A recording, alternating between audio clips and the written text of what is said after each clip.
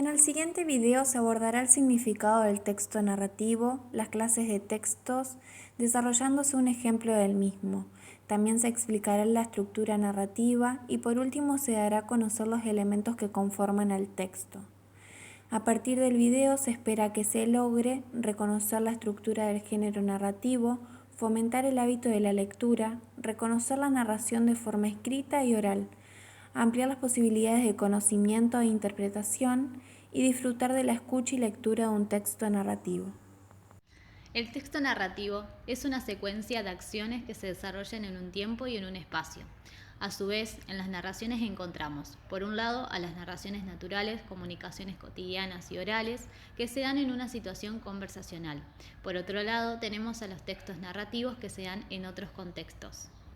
También es muy importante conocer las clases de textos. Dentro de los textos narrativos encontramos los textos literarios, donde el autor intenta transmitir, pero de forma estética, como por ejemplo un cuento, un relato, una novela, una leyenda, un mito, una fábula.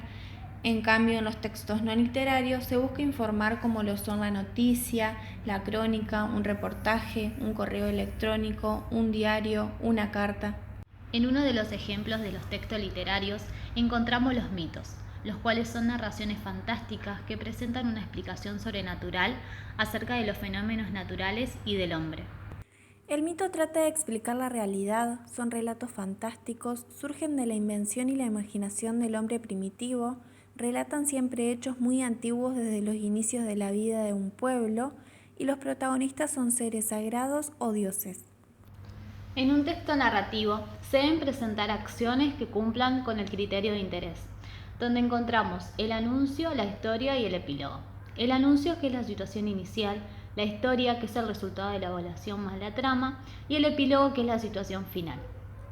Dentro de la historia nos encontramos con la evaluación y la trama. La evaluación es la reacción del narrador frente a la trama y la trama es la sucesión lógica de los episodios. Dentro de la trama encontramos los episodios, que son las acciones parciales de la trama, donde el mismo se divide en el marco, que es el lugar y tiempo en que ocurren los hechos, y suceso, que es el acontecimiento del texto narrativo. Este, a su vez, se encuentra subdividido en la complicación, que es la acción que modifica una situación anterior, y la resolución, que vendría a ser la reacción positiva o negativa que provoca la complicación.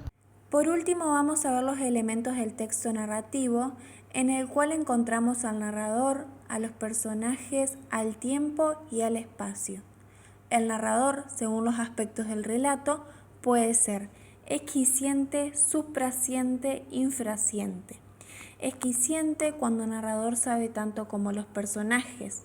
Supraciente cuando el narrador sabe más que los personajes. Y infraciente cuando el narrador sabe menos que cualquiera de los personajes. Los personajes se dividen en protagonista, antagonista y secundarios.